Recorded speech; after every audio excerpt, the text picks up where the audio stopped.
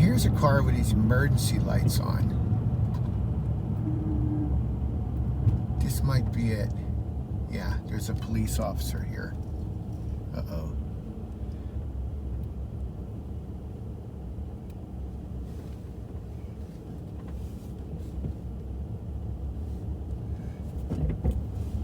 I saw a lady sleeping behind the wheel in the first car, and in the police vehicle, the lady looked at me like, okay, yeah, did you have enough to see? Keep going. She said that just one look. No, I get that look all the time. As a journalist, I used to have to go to accidents, and I'd have to help the police. You automatically help, and then you be the journalist. Once, at Thompson Pass in Alaska above Valdez,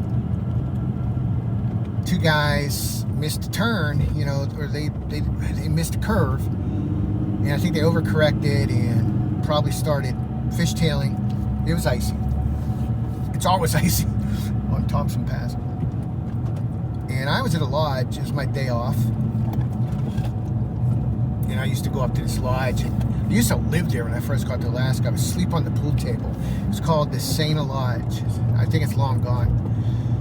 I was in the lodge just hanging out when, I forget his name, but he's the one that knew about the accident. I think he just pulled in. And he was a firefighter. I forget his name now. Hi everybody, I just remembered the name of the guy, the off-duty paramedic who I was trying to help that day. His name's Joe Lafredo. How could I forget that?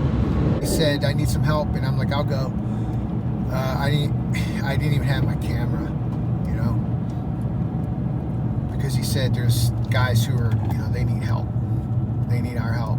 And I went with him. And they were thrown like a long way from the car, and they were both unconscious.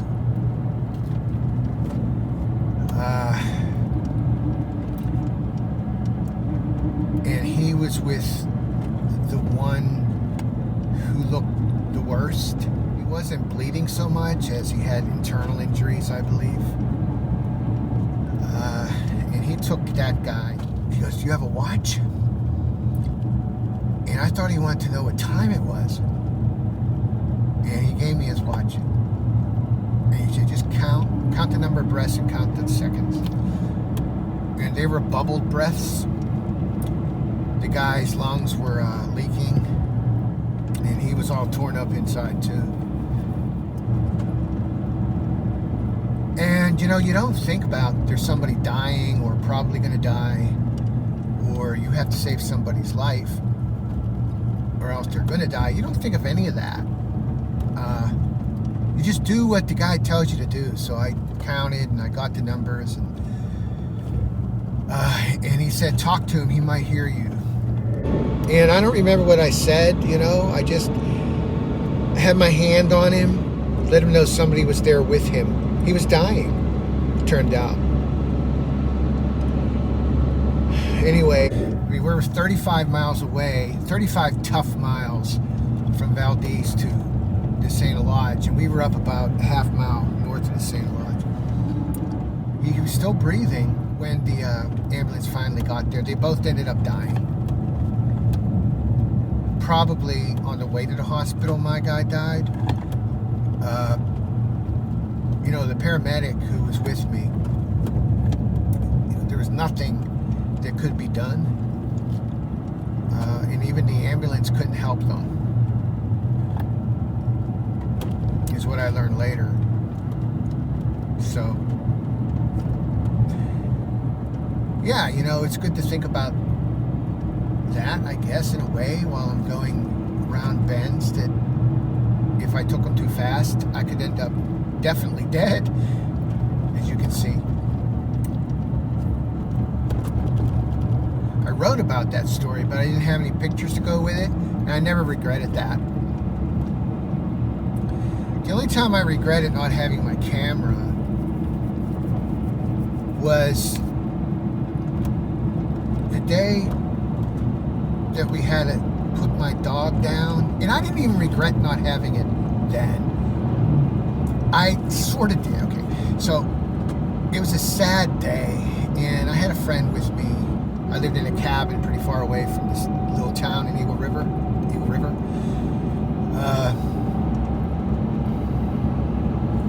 And we just went for a walk down to the Beaver Dam in a beautiful place where I live, and we're sitting on the boardwalk area there, the park, Chugach State Park, and a moose was in the water about knee deep, and he'd be sticking his head under to get leaves from under there, or seaweed, or whatever it was. And it was a cow, sorry. And the cow had a calf, and the calf was just standing there, and it really didn't know what to do. Just with its mom, it was pretty young.